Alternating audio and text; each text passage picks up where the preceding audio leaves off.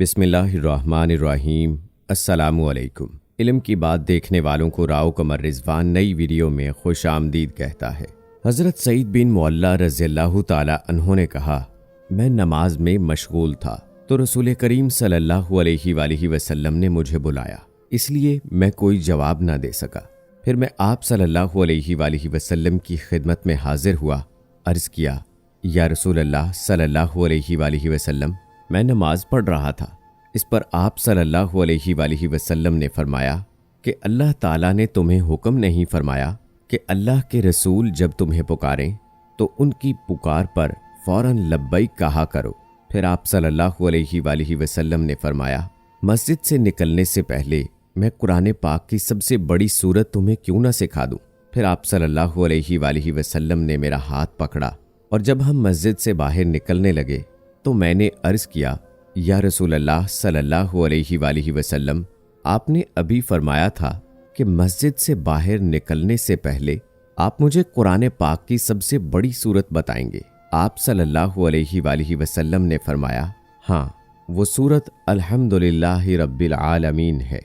यही वो 7 आयात हैं जो हर नमाज में बार बार पढ़ी जाती हैं और यही वो कुरान अजीम है जो मुझे दिया गया है। दोस्तों, आज की वीडियो में हम आपको बताएंगे कि 40 दिन तक सूरह फातिहा पढ़ने से क्या हासिल होता है और ये भी बताएंगे कि प्यारे आका हज़रत मोहम्मद मुस्तफ़ा सल्लल्लाहु अलैहि वसल्लम ने सूरह फातिहा के बारे में क्या इरशाद फरमाया है।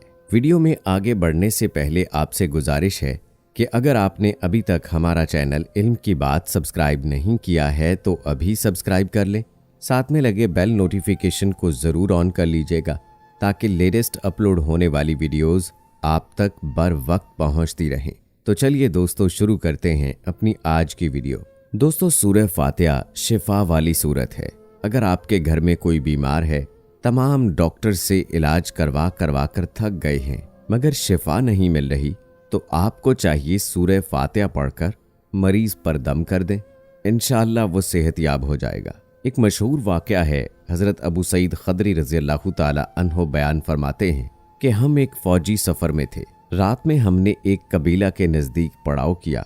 फिर एक लौंडी आई और कहा कि कबीला के सरदार को बिच्छू ने काट लिया है और हमारे कबीले के मर्द मौजूद नहीं हैं। क्या तुम में कोई बिच्छू का झाड़ फूंक करने वाला है? एक सहाबी, खुद अबू सईद, उसके साथ खड़े हो गए। हमें मालूम था कि वो झाड़ फूंक नहीं जानते, लेकिन कबीला के सरदार को उन्होंने झाड़ की तो उनको सेहतयाबी हो गई। उसने इसके शुक्राने में 30 बकरियां देने का हुक्म दिया और हमें दूध पिलाया। जब वो झाड़ फूंक करके वापस आए तो हमने उनसे पूछा कि क्या तुम वाकई कोई मंत्र जानते हो? उन्होंने कहा, नहीं, मैं तो सिर्फ सूरह फातिहा पढ़कर दम करके आया हूँ। हमने कहा, अच्छा, जब तक हम इसके मुतालिक हजूर नबी अकरम सल्लल्लाहु अलैहि वसल्लम से ना पूछ लें, इन बकरियों के बारे में अपनी तरफ से कुछ ना कहो। चुनाचे हमने मदीना मुनव्वरा पहुंचकर हजूर अकरम सल्लल्लाहु अलैहि वसल्लम से अर्ज़ किया तो आप सल्लल्लाहु अलैहि वसल्लम ने फरमाया, उन्होंने कैसे जाना कि सूरह फातिहा मंतर भी है? जाओ, ये माल हलाल है, इसे तकसीम कर लो और इसमें मेरा हिस्सा भी लगाना।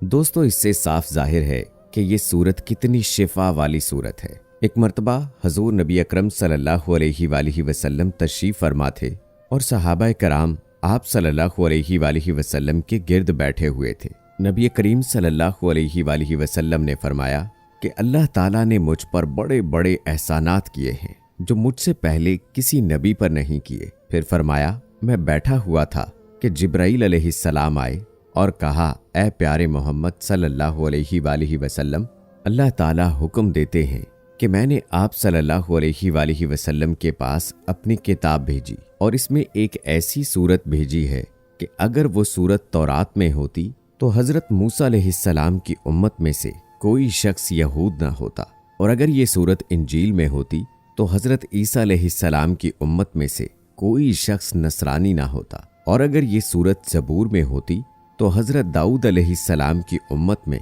कोई शख्स बुत खाने का खादिम ना होता। ये सूरत मैंने कुरान मजीद में इसलिए उतारी है कि आप सल्लल्लाहु अलैहि वसल्लम के उम्मती इस सूरत की तिलावत की बरकत से क़यामत के रोज़ दोज़ख के अजाब और क़यामत की हौलनाकियों से बच जाएं।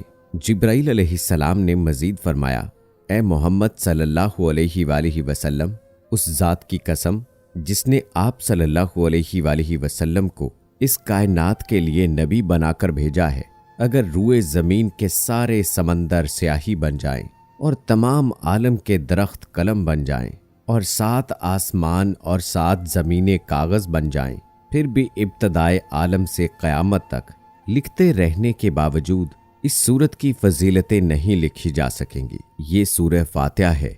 सूरह फातिहा तमाम दर्दों और बीमारियों के लिए शिफा है।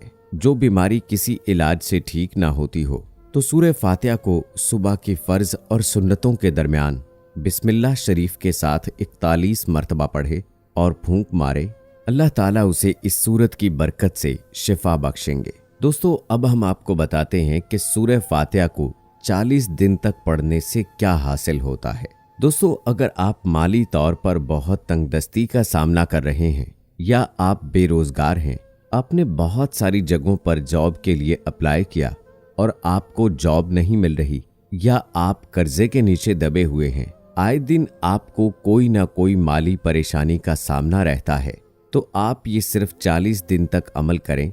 इंशाल्लाह इस अमल के करने से रिज़्क की जो भी तंगी होगी वो मुकम्मल तौर पर ख़त्म हो जाएगी। आपने ये अमल उस जगह यानी कमरे में करना है जहां पर कोई ना हो, सिर्फ आप अकेले वहां पर हों।